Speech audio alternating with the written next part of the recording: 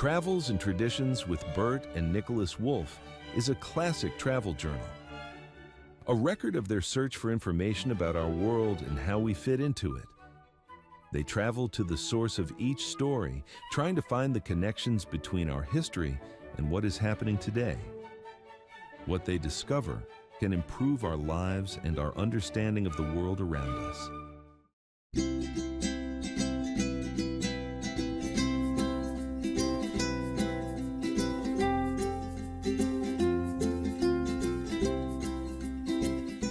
This is a photograph of me and my Uncle Maxwell and my grandmother's chicken soup. Most people have never seen me without a beard. I'm the one on the right. Each year, as school was about to close for the Christmas vacation, my uncle would take me to the Palm Beaches. And let me tell you, time on the beach was awesome. We'd make the trip here on a train called the Silver Meteor. It was the first diesel-powered streamliner to run between New York and Florida. Introduced in 1939, it took about 25 hours to make the trip. The train is still being run.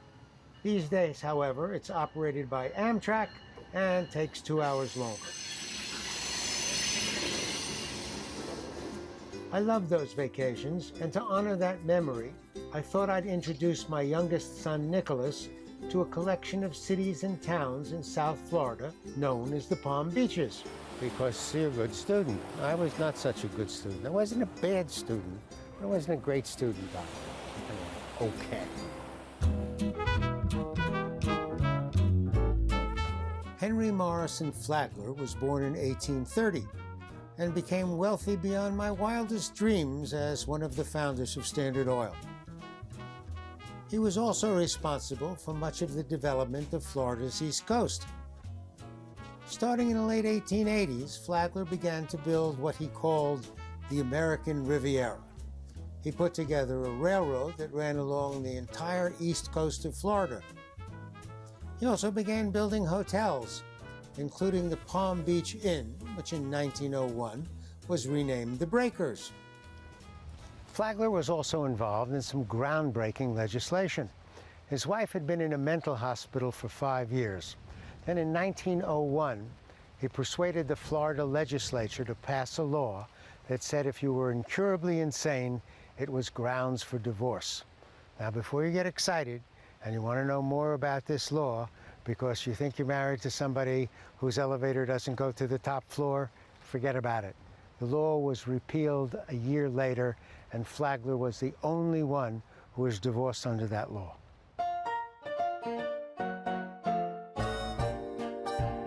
After being granted the divorce, he remarried and with his new wife moved into his newly built home, known as Whitehall. These days, Whitehall is the Flagler Museum. It's a 75-room mansion that's considered a National Historic Landmark and open to the public. We're in the Grand Hall of Whitehall. It's about 5,000 square feet, so it's the largest room, single room of any home of this period. This is really built to evoke a sense of a temple to Apollo. So you'd see this huge ceiling painting here. Did they paint that on the ceiling? No, they painted on canvas and put it on. That was typical of the time period. This is the drawing room, and it's really the room that Flagler probably put more of himself into than any other room in Whitehall because it was going to be a room his wife used most often.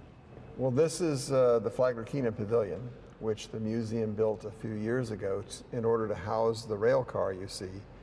The rail car is even older than Whitehall. It was built in 1886 for Flagler. It's one of his private rail cars, and rail cars were a big deal back then. Railroads were a big deal. They were the biggest industry in the country at the time, and it's one of the two cars he took down to Key West to celebrate the opening of the Oversea Railroad, the completion of the Oversea Railroad in 1912. 10,000 people turned out to welcome Flagler when he arrived in Key West.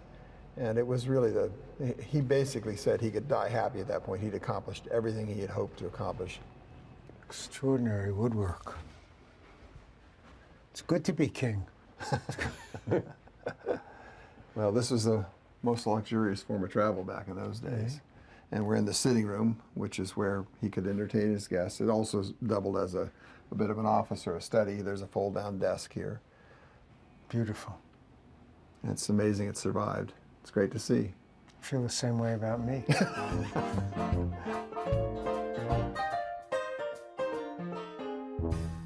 Ralph Norton was the head of the Acme Steel Company of Chicago, which at the beginning of the 20th century was one of America's largest industrial corporations.